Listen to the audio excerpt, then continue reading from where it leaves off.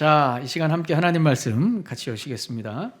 마태복음 26장 14절에서 30절까지의 말씀입니다. 제 성경으로 신약 45면에 있습니다. 마태복음 26장 14절에서 30절까지의 말씀입니다. 그때 12 중에 하나인 가룟 유다라 하는 자가 대제사장들에게 가서 말하되 내가 예수를 너희에게 넘겨주리니 얼마나 주려느냐 하니 그들이 은 30을 달아주거늘 그가 그때부터 예수를 넘겨줄 기회를 찾더라. 무교절의 첫날에 제자들이 예수께 나와서 이르되 유월절 음식 잡수실 것을 우리가 어디서 준비하기를 원하시나이까? 이르시되 성한 아무에게 가서 이르되 선생님 말씀이 내 때가 가까이 왔으니 내 제자들과 함께 유월절을 내 집에서 지키겠다 하시더라 하라 하시니 제자들이 예수께서 시키신 대로 하여 유월절을 준비하였더라. 저물 때에 예수께서 12 제자와 함께 앉으셨더니 그들이 먹을 때에 이르시되 내가 진실로 너희에게 이르노니 너희 중에 한 사람이 나를 팔리라 하시니 그들이 몹시 근심하여 각각 여짜오되 주여 나는 아니지요. 대답하여 이르시되 나와 함께 그릇에 손을 넣는 그가 나를 팔리라. 인자는 자기에 대하여 기록된 대로 가거니와 인자를 파는 그 사람에게는 화가 있으리로다. 그 사람은 차라리 태어나지 아니하였더라면 제게 좋을 뻔하였느니라. 예수를 파는 유다가 대답하여 이르되 랍비여 나는 아니지요. 대답하시되 내가 말하였도다 하시니라. 그들이 먹을 때에 예수께서 떡을 가지사 축복하시고 떼어 제자들에게 주시며 이르시되 받아서 먹으라 이것은 내 몸이니라 하시고 또 잔을 가지사 감사기도 하시고 그들에게 주시며 이르시되 너희가 이것을 마시라 이것은 죄사함을 얻게 하려고 많은 사람을 위하여 흘리는 바 나의 피 곧 언약의 피니라. 그러나 너희에게 이르노니 내가 포도나무에서 난 것을 이제부터 내 아버지의 나라에서 새 것으로 너희와 함께 마시는 날까지 마시지 아니하리라 하시니라. 이에 그들이 찬미하고 감람산으로 나아가니라. 아멘. 여러분들이 배려해 주시고 또 기회를 주셔서 제가 지난 주간에 성지순례를 잘 다녀왔습니다. 정말 바쁜 일정이었지만 하나님께서 가는 곳곳마다 주시는 그 은혜가 매우 컸습니다. 많은 인사이트를 주셨고요. 또 개인적인 또 은혜를 또 많이 경험했습니다. 정말 여러분들께 감사드리고요. 그런 기회를 주신 것에 정말 감사드리고 앞으로 기회가 되는 대로 이렇게 그곳에서 제가 또 보고 또 느끼고 한 그런 내용들을 앞으로 기회가 되는 대로 나누도록 하겠습니다. 말씀 들어가기 앞서서 그곳에서 제가 받았던 어떤 한 장소에서 경험했던 은혜를 잠깐 좀 나누겠는데요. 드로아에 갔을 때 제가 참 하나님이 주시는 이 예배와 이 말씀, 설교에 관해서 하나님이 어떤 큰 은혜를 주셨어요. 드로아는 잘 아시는 대로 트로이 전쟁이 있었던 그런 장소죠. 드로아는 사도 바울이 마게도냐로 가는 환상을 보았던 장소이기도 하고요. 그리고 이제 바울이 아테네에서 복음을 전하고 이제 고린도로 이동하여 이제 고린도에서 이제 그 겐그레아 항구에서 그 시리아 안디옥으로 지금 지진이 한참 난 그런 지역이 있습니다. 그 시리아 안디옥으로 이제 배 타고 이동하려고 했을 때 그 배에서 이 사도 바울을 죽이려고 하는 영모, 이 공모가 있다는 어떤 정보를 입수하고 바울이 경로를 바꿉니다. 원래는 이 고린도에서 배를 타고 시리아 안디옥으로 가려고 했는데 그 이야기를 정보를 듣고 바울이 육로로 걸어서 마게도야 지금 그리스 위쪽으로 걸어서 이 터키 쪽으로 이제 간 거예요. 갈 때 이제 드로아를 들린 겁니다. 그러니까 예정에 없었던 그런 코스였죠. 그 드로아에서 복음을 전할 때 어떤 사건이 있었냐면 여러분들이 잘 아는 그 유두고라는 청년이 있습니다. 그 유두고라는 청년이 이 복음을 듣다가 3층에서 복음을 듣다가 이 창문 난간에서 복음을 듣다가 졸았죠. 졸아서 3층에서 떨어져서 죽었습니다. 그 사건이 있었던 장소가 바로 드로아죠. 제가 그 드로아에서 그 이야기를 또 다시 묵상하고 또 같이 나눌 때 제 마음속에 큰 은혜가 있었습니다. 생각해 보시면 바울이 복음을 전하는 곳곳마다 믿는 사람들도 많았지만 바울을 대적하는 사람들이 굉장히 많았습니다. 막 잡아 죽이려고 막 쫓아오는 사람들도 굉장히 많았죠. 드로아에 도착했을 때 바울 생각에는 내가 이렇게 하나님 복음을 전하며 다니는데 나는 왜 이렇게 쫓기며 살아야 되는가라는 어떤 자괴감이나 어떤 억울함 내지는 상처가 있을 수도 있겠죠. 그죠? 그런데 그 드로아에서 열심히 복음을 증거했습니다. 근데 그때 공교롭게 3층에서 한 청년이 떨어져 죽은 거예요. 생각을 해보세요. 막 설교하고 있는데 사람이 하나 떨어져 죽습니다. 본인 때문에. 얼마나 여러분 마음이 답답하고 두렵겠습니까? 이거 어떻게 살려야 되나? 나에게 그런 능력이 있을까? 얼마나 그 분위기가 복잡 미묘하며 두렵겠냐고요. 근데 바울이 그 청년을 안고, 그 청년은 당시에 노예였던 것으로 추정합니다. 그래서 하루 종일 노동하다가 너무 졸려가지고 거기 본문에 보면은 등불을 많이 피웠다고 나와요. 이렇게 등불을 많이 피우니까 어떻게 해요? 산소가 좀 부족하죠. 그러니까 가뜩이나 피곤한데 얼마나 졸았겠어요. 근데 그 노예를 사도 바울이 안아서 이 자에게 아직 생명이 붙어 있다 해서 살리죠. 저는 그 장면을 생각하면서 야, 어떻게 그런 기적이 일어날 수 있을까를 생각하다가 그럴 수 있겠구나를 생각했습니다. 왜냐하면 바울은 가는 곳곳마다 복음을 전할 때 전혀 다른 소리를 하지 않았다는 거예요. 오직 복음만 전했다는 거예요. 오직 예수 그리스도의 원색적인 복음만 가는 곳곳마다 전한 겁니다.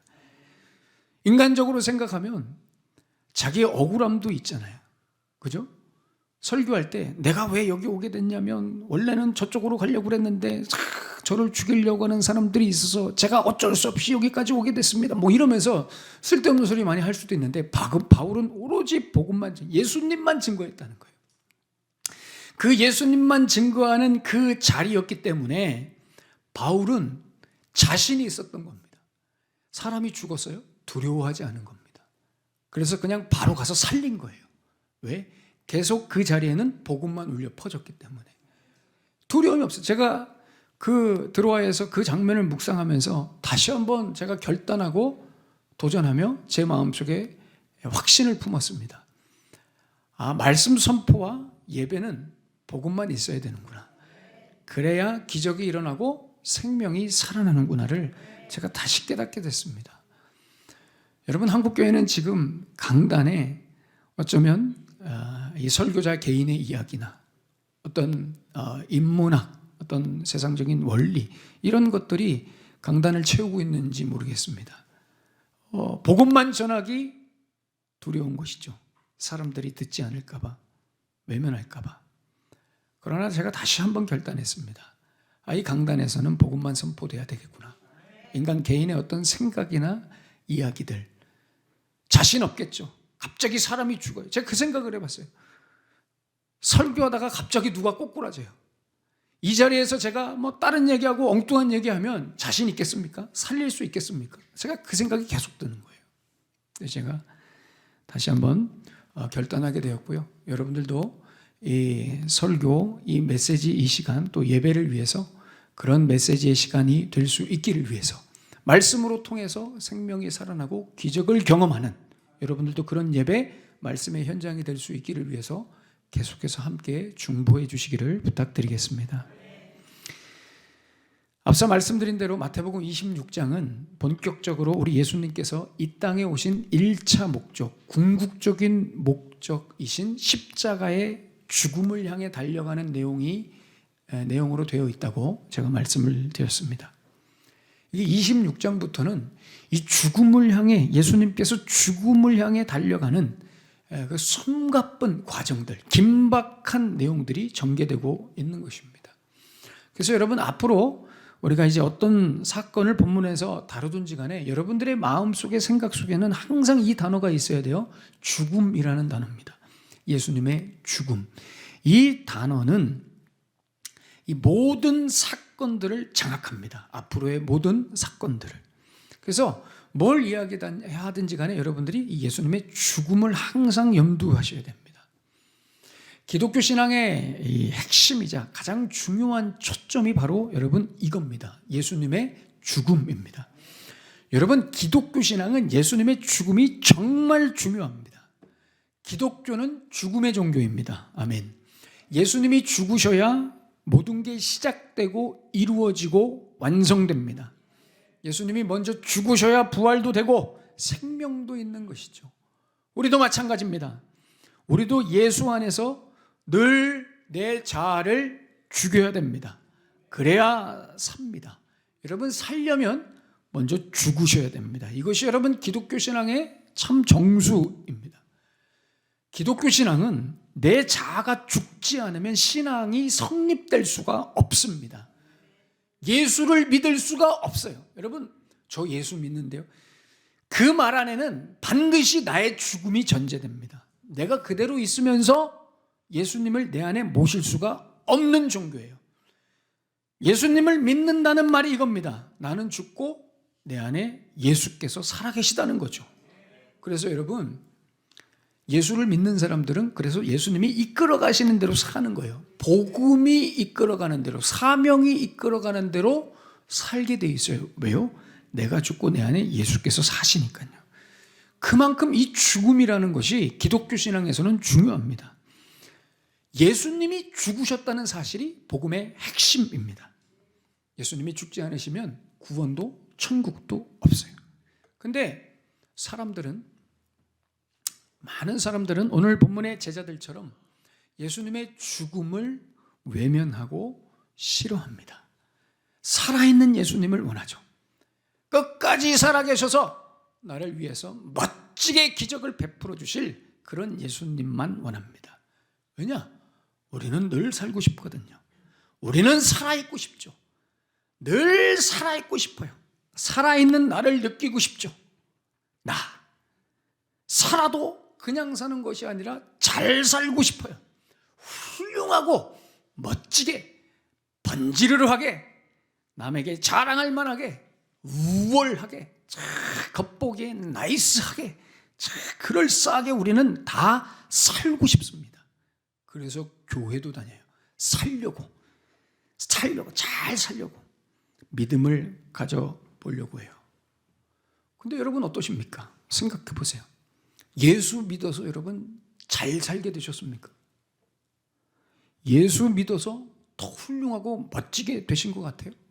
이 세상 살아가면서 세상에 자랑할 만한 일들이 예수 믿어서 더 많아지셨습니까? 아니죠. 그렇다면 더 큰일입니다, 여러분. 그렇게 될 수가 없습니다. 왜냐하면 기독교 신앙은 기본적으로 우리에게 그런 걸 주지 않습니다. 잘 살고 세상에서 잘 살고 세상에서 자랑할 만한 그 무엇이 얻어지고 남들보다 내가 더 위에 올라가고 그런 거짓 살아있음을 기독교 신앙은 주지 않습니다. 왜 그런지 아세요? 기독교 신앙은 세상에서 내가 살아있고 성공하는 믿음이 아니라 기독교 신앙은 예수 안에서 내가 날마다 죽는 신앙입니다. 전혀 반대죠. 예수님과 함께 그 죽음을 통과해서 하나님 나라로 들어가는 하나님 나라의 통치를 받는 세상 사람들이 원하는 전혀 반대되는 그런 패러다임, 그런 뉘앙스입니다. 무슨 말이냐? 예수님을 믿는 그 순간부터 이 예수님의 죽음이 우리를 휘감습니다. 우리를 잡아 끌죠. 그래서 소위 세상에서 말하는 잘됨이나 살아있음이나 잘 사는 것, 높아지는 것, 자랑하는 것, 우월해지는 것, 으쓱해지는 것, 이 모든 것들을 그렇게 하지 못하게 만듭니다. 그렇게 되도록 복음이, 이 예수님의 죽음이 놔두질 않는다는 말이에요. 여러분, 죽음이 여러분들의 성공을 막습니다. 죽음이 여러분들의 그 잘 살아보세 하는 그 마음을 잡아 끌어내립니다. 여러분, 예수 믿는 사람들은 성질 부리면서 살지 못합니다. 왜요? 예수님의 이 죽음이 가만 놔두질 않아요. 제가 성주순례 갔다 와서 좀 더 셀 수 있습니다. 여러분, 마음의 준비를 하시고. 여러분, 예수님의 죽음이 우리를 그렇게 잡아 끌어요. 내가 이런 사람인데 이런 소리 못합니다. 예수님의 죽음이 우리를 그렇게 놔두지 않아요. 올라가려고 하면 잡아 끌어내리고, 승질 부리려고 하면 누르고, 예수님의 죽음이 우리를 그렇게 만든다는 거예요. 우리 한번 솔직하게 생각해 보죠. 여러분, 예수 믿어서 세상에서 잘 되셨습니까? 예수 믿어서 뭔가 잘 되셨냐고요? 잘 사세요? 국회의원, 대통령 되셨어요? 성공하셨어요? 예수 믿어서? 아니죠. 잘 생각해 보면 오히려 반대입니다, 여러분. 믿음이 커지면 커질수록 세상에서 어려워집니다. 고난을 당합니다. 믿음이 커지면 커질수록 불이익을 당합니다. 손해보죠. 억울해집니다. 아니, 목사님, 그러려면 뭐더러 예수를 믿습니까? 뭐더러 교회 다닙니까? 맞습니다, 여러분. 띵동댕 맞습니다. 여러분, 성공하고 싶으면 교회 다니면 안 됩니다. 여러분, 국회의원이나 대통령 되고 싶으면 교회 다니면 안 돼요. 예수님 믿으면 안 돼요. 왜냐? 예수님의 죽음이 그 사람의 마음을 불편하게 하기 때문에 그래요. 예수님께서 나의 죄를 대신해서 죽었다는 그 사실이 나를 계속 치는 겁니다. 여러분, 예수님을 진짜 믿으면, 성령 안에서 내가 진짜 거듭나면 대통령, 국회의원 하기 쉽지 않아요. 막 기업 운영 잘 하기 쉽지 않습니다. 소위 성공이라는 거 쉽지 않습니다. 왜요? 어떻게 그럴 수 있을까요? 어떻게 그렇게 해요? 대통령, 국회의원 하려면, 세상에서 돈 많이 벌려면 거짓말도 좀 많이 해야 되고, 부정도 해야 되고, 불법도 해야 됩니다. 남을 속이기도 해야 되고요. 약한 자들을 때로는 짓밟고 이겨야 됩니다. 그러니 성공하려면 그 모든 것들을 다 해야 되는데, 나의 죄를 대신해서 십자가에서 죽으신 예수님이 계속 걸리는 거죠. 걸리게 되어 있습니다, 여러분. 어떻게 그게 안 걸립니까? 걸리죠. 그러니 여러분, 성공하시려면 예수님을 버리셔야 됩니다. 세상에서 잘 되시려면 거꾸로 교회를 떠나셔야 됩니다. 믿음 가지면 안 됩니다. 예수님을 외면하셔야 됩니다. 그래야 세상에서 잘 됩니다. 예수님의 죽음이 우리를 괴롭히는 거죠. 그래서 여러분, 사실 오늘 본문에서 가장 솔직한 사람이 바로 가룟 유다입니다. 우리는 가룟 유다를 무슨 역적이요, 배신의 아이콘으로 그렇게 몰아붙이는데, 사실 이 본문에서, 이 신약에서 가장 솔직한 사람이 가룟 유다예요. 다른 제자들은 끝까지 거짓말하고 연기하죠. 22절에 보세요. 주님, 나는 아니죠. 주님, 나는 아니죠. 아니긴 뭘 아닙니까?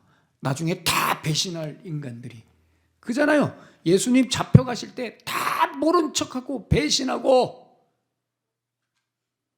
그런 인간들이 예수님 그 앞에서는 나는 아니죠. 나는 아니죠. 아주 비열하고 저열한 인간들입니다. 끝까지 예수님의 죽음을 부정하고 받아들이지 않겠다는, 나는 아닌 척하고 있는 거예요. 근데 여러분, 가룟 유다는 솔직합니다. 솔직하게 예수님을 버립니다. 이 가룟 유다는 솔직해요. 다른 제자들보다. 나는 당신의 죽음을 받아들일 수 없다 이거예요. 그래서 나는 버리겠다 이거예요. 내가 이제까지 얼마나 많은 것들을 버리면서까지 당신을 쫓아왔는데 이제 와서 갑자기 죽겠다니. 버리는 거예요. 버리죠. 나를 그렇게 기대하게 해놓고 이제 와서 죽는다니. 무슨 말도 안 되는, 버리는 거예요. 이 가룟 유다가 솔직해요. 우리는 유다를 배신자라고 합니다. 여러분, 근데 유다 입장에서 생각해 보십시오. 누가 배신자입니까? 유다 입장에서 생각하면 예수님이 배신자예요. 유다 입장에서는. 유다 입장에서 볼 때는 예수님이 배신하고 뒤통수를 친 거예요. 어떻게 이럴 수 있냔 말이죠. 어떻게 여기서 이렇게 허망하게 내 꿈을 짓밟을 수 있냔 말이에요. 여러분, 그런 겁니다.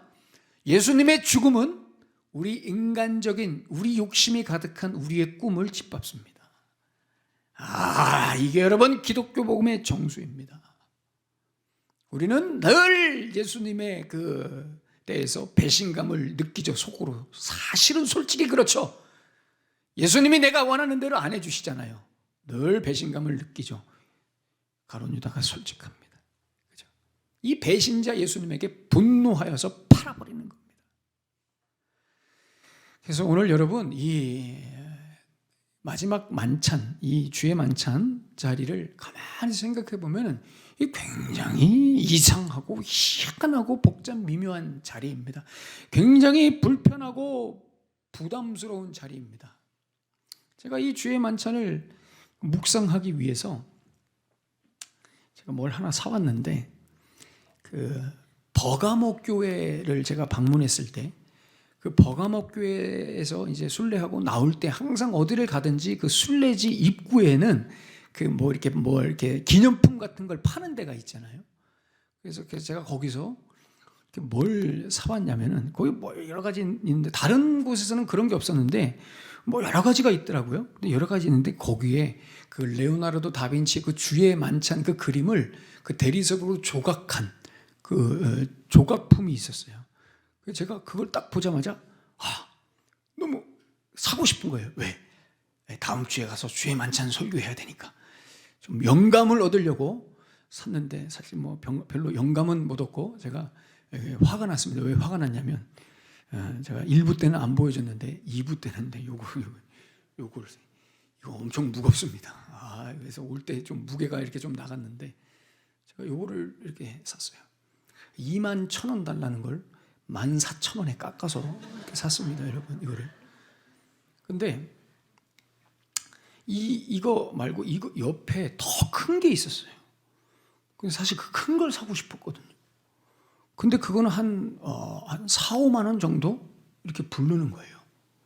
그래서 너무 비싸가지고 그냥 거기는 흥정도 안 하고 이거를 계속 흥정한 거예요. 근데 그 큰 거를 누가 샀냐면 같이 성지순례 갔던 성광교회 김순공 한수 집사님이 그걸 샀어요. 물어봤죠. 얼마에 주고 샀냐고. 그랬더니 처음에 4, 5만 원 달라고 그래. 그죠?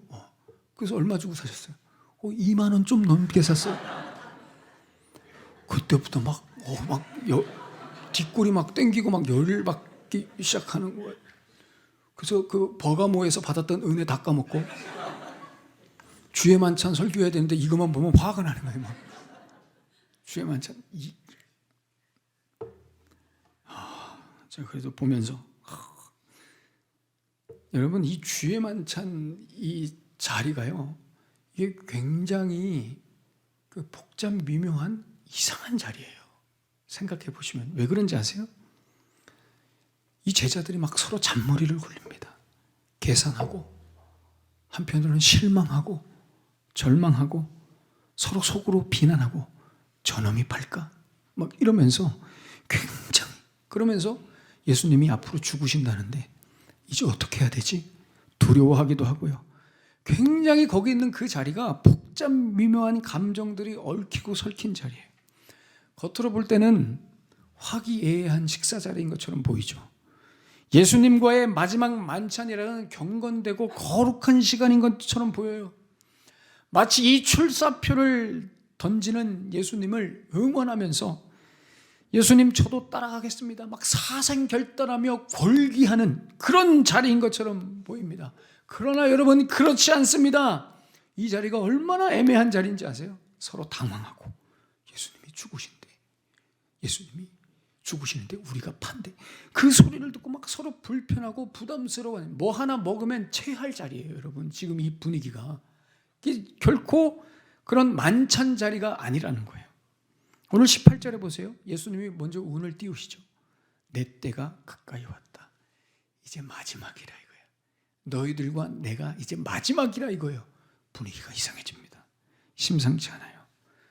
제자들이 이해를 못해요. 속으로 왜? 근데 갑자기 예수님이 또 한 방에 폭탄을 터뜨리십니다.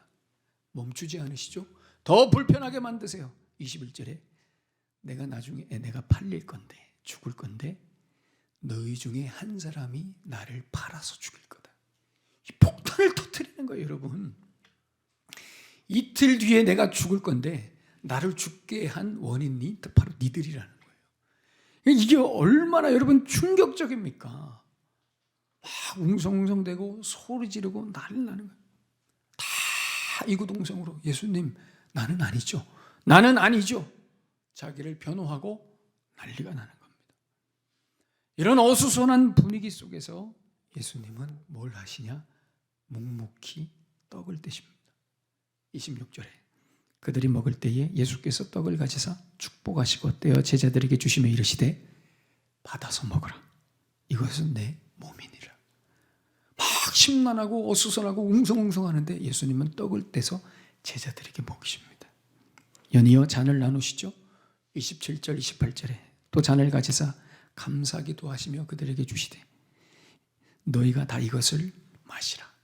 이것은 죄사함을 얻게 하려고 많은 사람을 위하여 흘리는 바 나의 피 곧 언약의 피니라. 이러면서 주시는 거예요. 예수님은 지금 자기를 버리고 떠날 이 배반자들에게 정성스럽게 떡과 잔을 나누시며 먹이시는 거예요. 이 그림을 생각해 보세요. 여러분, 이게 오늘 본문의 하이라이트입니다. 우리 예수님은 다 알고 계셨습니다. 아무도 그 예수님이 가시는 그 죽음의 길에 동행해 줄 자가 없다는 걸 너무도 잘 아셨습니다.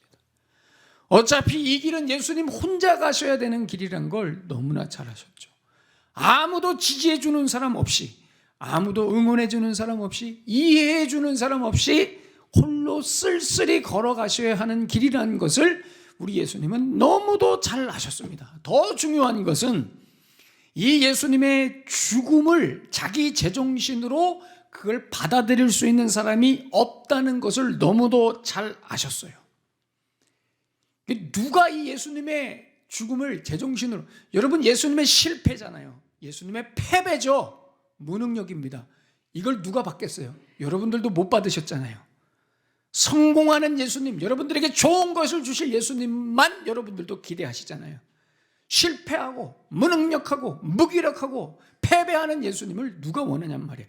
아무도 이걸 받아들일 수 없다는 것을 예수님은 너무나 잘 알고 계시는 거예요. 그래서 예수님이 직접 일방적으로 그 예수님의 죽음을 일방적으로 제자들의 입에 먹이시는 겁니다. 이것이 바로 주의 만찬이에요. 어차피 내 죽음을 못 받아들이기 때문에, 이해할 수 없기 때문에 예수님은 떡을 떼고 잔을 나누는 이 퍼포먼스로 제자들의 입에 그걸 먹이시면서 내 몸이다, 내 피다 먹이시면서 예수님의 죽음을 그 사람들 몸속에 집어넣는 겁니다. 지금 분위기가 그럼 어차피 알아듣지도 못하고 받을 수도 없는 그 예수님의 십자가의 죽음을 입에 직접 넣어주시는 겁니다. 26절에 보세요. 받아 먹으라. 이것이 내 몸이니라. 어떤 몸입니까? 사람들이 막 채찍으로 찢고 상하고 그죠? 창에 찔릴 그 몸입니다. 27절 8절에 이것을 마시라. 이것은 나의 피니라. 예수님이 흘리실 피입니다. 여러분, 제자들은 지금 뭔지도 모르고 받아먹는 겁니다. 지금 분위기가 뭔지도 모르고 받아먹은 것이 바로 예수님의 죽음이라는 거예요. 이 받아먹은 죽음 때문에, 여러분, 뭔지도 모르고 받아먹은 죽음 때문에 예수님의 제자들은 나중에 똑같이 예수님처럼 복음을 위해, 하나님의 나라를 위해 죽습니다. 이때 먹었던 것 때문에 나중에 예수님처럼 똑같이 죽는 거예요. 기가 막히죠. 여러분, 그래서 주의 만찬이 뭔지 아세요? 주의 만찬은 한마디로, 한 문장으로 예수님과 함께 죽는 자리입니다. 이게 주의 만찬이에요, 여러분. 쉽게 말해서 예수님이 우리를 잡아 끄시면서 함께 죽자, 나와 함께 죽자 하는 그 요구에 나도 모르게 빨려 들어가는 자리입니다. 제정신으로는 못하기 때문에 예수님이 그냥 입에 일방적으로 넣어주시는 거예요. 여러분, 신앙생활이 그렇습니다. 뭔지도 모르고 받아먹는 게 여러분 신앙입니다. 왜냐? 여러분들이 뭔지 확인하고 이해하면 못 받아먹거든요. 안 받아먹습니다. 그래서 여러분, 지금은 이 선교사로 이렇게 헌신하는 우리 젊은 사람들이 많이 없는데요. 옛날에는 이 선교사로 헌신하는 청년들이 많았습니다. 예배 한 번 드리면 막 뜨겁게 하나님을 찬양할 때, 옛날에는 그런 도전을 많이 했죠. 앞에서 인도하시는 분들이 누가 나를 위해서 갈고, 선교사로 자원하고 싶은 사람 손 들어보라고 하면은 그 제정신으로는 못하죠. 그래서 옛날 그런 분위기 속에서 나도 모르게 그냥 손을 드는 겁니다. 나도 모르게. 들고 나서 집에 가서 엄청 후회하죠. 내가 왜 이 팔을 잘라버릴 수도 없고 이거 왜 들었을까? 막 이러면서 내가 왜 그랬지? 막 그래요. 그런데 놀라운 건 뭔지 아세요? 그 손 들었던 사람이 선교사가 돼요. 이게 참 놀라운 거예요. 뭔지도 모를 때 받아먹은 그것이 내 인생을 그렇게 하면 안 돼. 이게 여러분 신앙입니다. 이게 신앙이에요. 하나님이 우리 입에 그냥 넣어주시는 거예요. 그러면 그게 언젠가 성령 안에서 소화가 돼요. 우리 안에서. 그럼 나중에 그렇게 살게 되는 거예요. 제자들이 그랬어요. 나중에 소화되니까 복음을 위해 죽습니다. 예수님 때문에, 복음 때문에 자기 삶을 드리고 생명을 드려요. 받아먹기 전에는, 소화되기 전에는 맨날 이 소리죠. 22절에 주여 저는 아니죠. 주여 저는 아니죠. 주님 저는 깨끗하죠. 주님 저는 주님을 배신하지 않죠. 주님 저는 멀쩡하죠. 주님 저는 주님을 끝까지 쫓아갈 사람이죠. 뭔지도 모르고 막 이렇게 얘기해요. 근데 여러분, 예수님이 먹여주신 그 살과 피를 먹고 나중에 언젠가 소화가 되면 말이 달라집니다. 옛날에는 소화되기 전에는 주님 저는 아니죠, 저는 깨끗하죠 이렇게 얘기했는데, 나중에 그게 소화가 되면 말이 완전히 바뀌어요. 네, 주님 바로 접니다. 제가 주님을 죽였습니다. 그 손과 발에 그 못자국 제가 찍었습니다. 제 이 더러운 손으로 주님을 찔렀습니다. 그거 소화되면 말이 바뀌는 거예요, 여러분. 그러니까 평생 그 죽음이 내 안에서 소화된 그 예수님의 죽음이 나를 치는 거예요. 나를 찌르는 거예요. 평생 그 생각을 하면서 사는 겁니다. 시간이 되면, 능력이 되는 대로, 에너지가 되는 대로, 그래서 주를 위해 사는 겁니다. 왜? 그 예수님의 죽음이 내 안에서 소화가 돼가지고, 나 같은 극악무도한 죄인을 위해서 예수님이 대신 죽었다는 그 죽음이 내 안에서 소화가 돼가지고 이제는 예수님을 위해서 사는 겁니다. 그런데 여러분, 세상 성공을 위해서 산다고요? 돈 벌려고 산다고요? 돈 벌려고 예수를 믿어요? 나 잘난 거 자랑하고 드러내려고 산다고요? 세상 재미와 쾌락을 위해서 산다고요? 그럴 수 없습니다, 여러분. 그리스도인은, 거듭난 하나님의 백성들은 절대 그렇게 살 수 없습니다. 예수님이 주신 떡과 잔을 먹은 사람은, 그래서 언젠가 그것이 소화된 사람은 늘 예수님의 죽음이 온 몸을 감싸기 때문에 그렇게 살 수가 없는 겁니다. 예수 믿은 지 10년, 20년, 30년 되었는데도 아직도 세상 성공 위해 살고, 자기 자랑하면서 살고, 자기 변명하고, 자기 만족과 쾌락을 위해서 산다? 예수 믿는다 하면서도 아직도 내가 제일 중요하고 내 인생이 제일 중요하고 예수님은 내 것을 이루기 위한 목적, 수단으로 생각한다? 예수 믿은 지 그렇게 오래됐는데도 아직도 이런 소리예요? 주여 나는 아니죠. 주님 나는 아니죠. 나는 깨끗하죠. 아직도 그 예수님의 죽음이 우리 안에 넣어주신 그 떡과 잔이 소화가 안 된 거예요. 소화가. 여러분 다시 말씀드립니다. 예수님의 그 죽음이 소화가 안 되면 생명 없습니다. 생명 없습니다. 저 예수님 믿는데요. 죽음이 소화돼야 됩니다. 죽음이 소화되면 여러분들의 모든 두려움과 불안, 걱정하는 것이 다 날아갑니다. 다 날아가게 돼 있습니다, 여러분. 왜요? 나는 이미 죽었잖아요. 죽었잖아요, 예수 안에서. 뭐가 두렵습니까, 여러분? 예수님의 죽음이 내 속에서 자꾸 소화가 안 되면 예수님 멱살 붙잡고 자꾸 내가 원하는 것만 요구하는 거예요. 예수님 뭐 하시는 겁니까? 잘 살게 해주셔야죠. 성공하게 해주셔야죠. 지금 이 문제 해결해 주세요. 내가 지금 이렇게 기도하는데 지금 뭐 하시는 거예요? 죽는다고요? 예수님 죽으시면 안 돼요. 나 성공할 때까지. 예수님을 들들 볶습니다.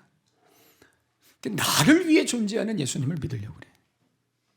물론 여러분 지금 어쩌면 우리 모두는 예수님의 그 죽음을 소화시키고 있는 과정 중인지도 모르겠습니다. 지금 우리가 다 소화시키고 있는 과정이죠. 세상에도 갔다가 예수님께도 왔다가 주님 저는 아니죠 이런 소리 했다가 주님 제가 죽였습니다. 은혜 받으면 이런 소리도 했다가 왔다 갔다 하면서 지금 우리가 사는지 모르겠습니다. 여러분 중요한 건 이겁니다. 여러분이 그 예수님이 주신 떡과 잔을 받아 먹으셨다면 여러분들 안에 그게 있다면 그래서 여러분들의 안에 예수님의 죽음이 있다면 언젠가 그 예수님의 죽음이 여러분들 안에서 소화가 되어서 언젠가는 우리 믿음의 선배들처럼 예수님의 제자들처럼 여러분들도 예수님을 위해 살아가게 되실 줄로 저는 믿습니다. 복음을 위해 살게 되실 겁니다. 지금은 좀 실패하고 넘어지고 혼란스러워도 하고 두렵기도 하고 멀리 떨어져서 보고만 있고 계산하고 그죠? 열정 있게 신앙생활하지 않는다 할지라도 언젠가는 여러분들이 그걸 먹으셨다면 그게 소화가 되어서 주를 위해 사실 겁니다. 제자들이 그랬던 것처럼 우리 믿음의 선배들이 그랬던 것처럼 저와 여러분이 그렇게 살게 될 줄로 저는 믿습니다. 하나님이 여러분들을 그렇게 몰아가실 겁니다. 저와 여러분이 다 그렇게 살았으면 좋겠습니다. 여러분 그게 예수 믿는 겁니다. 그게 믿음입니다. 세상이 어떻게 돌아가든 하나님 백성들은 그렇게 살게 되어 있습니다.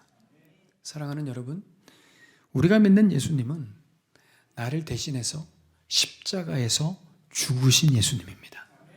세상의 영웅이 되시거나 성공을 위해서 사신 예수님이 아닙니다. 예수님 붙들고 자꾸 돈 내놓으라고 하지 마십시오. 들들 볶지 마십시오. 여러분 예수님 붙들고 자꾸 여러분들의 세상적 만족을 구하지 마십시오. 흔들지 마십시오. 격이 떨어지는 신앙생활입니다. 기독교 신앙의 격이 떨어진다고요, 여러분. 예수님 붙들고 자꾸 세상적인 것들을 달라고 예수님은 여러분 바알이 아닙니다.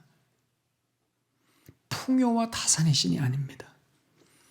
예수님은 여러분들의 성공 도와주시려고 이 땅에 오시지 않았어요.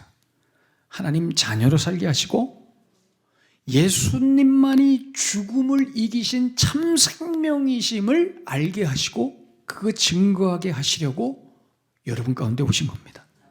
여러분 품격 있게 예수 믿으십시오. 내가 믿는 예수님이 어떤 예수님인지를 품격 있게 알고 믿으셔야 된다는 거예요. 이방 종교들 우상들처럼 믿으시면 안 됩니다. 그게 바로 여러분들 안에 떡과 잔이 있다는 증거입니다. 이번 성지순례 때 제가 계속해서 제 머릿속에 맴돌았던 성경 구절이 있습니다. 사실 돌아다니면서 저는 계속 이 질문을 했습니다. 너무 신기한 거예요. 이렇게 가고 있는데 멀리 그 산이 하나 보여요. 이런 산입니다. 그 옆에 사진 볼까요? 멀리 저 산이 보이십니까? 저 바다가 아니라 호수입니다. 저 멀리 산이 굉장히 높은 산이에요. 그래서 산 꼭대기에는 아직도 눈이 녹지 않았죠. 그래서 저 산을 보면서 장엄하다, 웅장하다, 엄청 높다, 대단하다 막 이런 생각하고 있는데 가이드가 이렇게 얘기합니다. 여러분 왼쪽을 보실게요. 여러분들이 보시는 왼쪽 저 산을 사도 바울이 넘어다니며 복음을 전했습니다. 이런 얘기를 하시는 거예요. 제가 막 충격을 받았어요. 뭐에 충격을 받은지 아세요? 대단하구나 이게 아니에요. 저런 고생을 했다고 이게 아니에요. 뭐가 대단하냐면 사도 바울에게 있어서 복음은 도대체 뭐길래 저렇게까지 했냔 말이에요. 이 사람한테는 도대체 예수를 믿는다는 게 뭐길래 저런 고생을 마다하지 않았냐는 거예요. 저는 그게 너무 충격이었어요. 이 사람한테 복음이 뭐길래 평생을 어떻게 저렇게 사냔 말이에요. 이 사람이 믿는 복음과 내가 믿는 복음이 똑같은 건가? 그런 생각이 드는 거예요. 의심이 되는 거예요. 내가 믿는 복음도 나에게 저럴까? 내가 믿는 복음도 나로 하여금 저렇게 하게 할까? 그러면서 계속 생각했던 구절이 뭐냐면 로마서 1장 16절입니다. 내가 복음을 부끄러워하지 아니하노니 이 복음은 모든 믿는 자들에게 구원을 주시는, 여러분 여기에 집중하셔야 됩니다. 이 복음은 모든 믿는 자들에게 돈을 주시는이 아니에요. 성공을 주시는이 아니에요. 이 복음은 모든 믿는 자들에게 구원을 주시는 하나님의 능력이라. 복음은 여러분 바울에게 능력이었습니다. 구원을 주는 능력.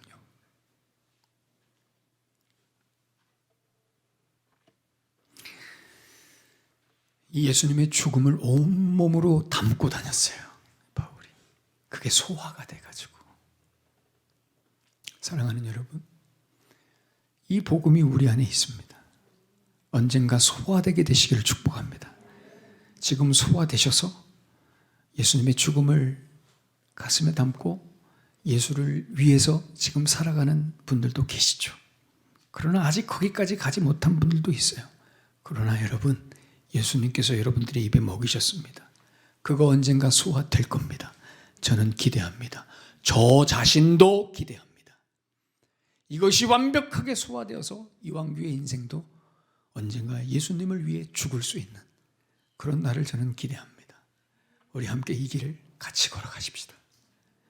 예수께서 그러라고 우리 가운데 오셨습니다. 오늘 예수님의 십자가의 죽음을 온몸에 품으시고 그 생명을 다시 확인하시고 누리시며 이 생명을 전하시는 여러분들의 복된 신자된 삶이 되시기를 예수님의 이름으로 축원합니다. 기도하겠습니다. 오늘 주신 말씀 가슴에 품으시면서 우리 뜨겁게 결단하며 고백하며 기도하십시다. 사람들은 그 어느 누구도 예수님의 죽음을 원치 않았습니다. 죽는다니요. 이제 와서 무슨 허망한 소리를 하고 있습니까? 도와주셔야죠. 잘되게 해주셔야죠. 내 삶을, 내 가정을, 내가 기도하는 모든 것들을, 이 세속적인 내 욕망을 다 충족시켜 주셔야죠. 무슨 얘기 하시는 거예요? 그러나 예수님은 하나님께서 명령하신 대로 그 골고다의 십자가의 길을 걸어가셔서 죽으셨습니다. 여러분, 놀라운 건 뭔지 아세요? 예수님이 죽으셔서 우리가 여기 있습니다. 여러분, 어떤 예수님을 기대하십니까? 예수님의 죽음을 가슴에 담으십시오. 그리고 그 안에서 같이 죽으셔야 됩니다. 그래야 삽니다. 그래야 삽니다, 여러분.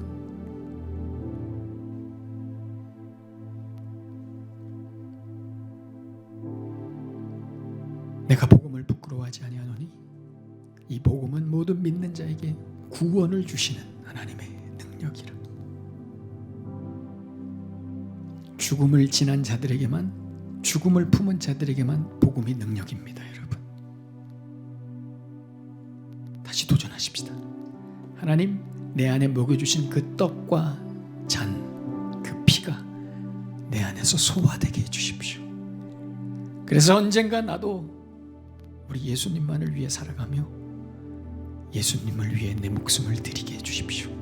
지금은 너무 먼 것처럼 느껴지지만, 엄두도 안 나지만 언젠가 소화돼서 예수님 저도 그렇게 살 줄로 믿습니다. 나를 붙잡아 주십시오. 오늘 주신 말씀 가슴에 품으시면서 우리 깨닫게 하시는 그대로 우리 함께 기도하며 나아가겠습니다. 하나님 아버지, 주님, 주의 은혜로, 주의 은혜로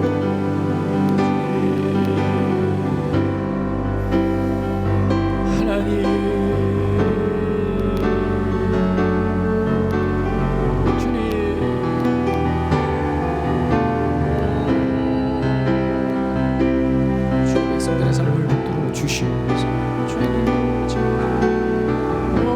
예수를 위하여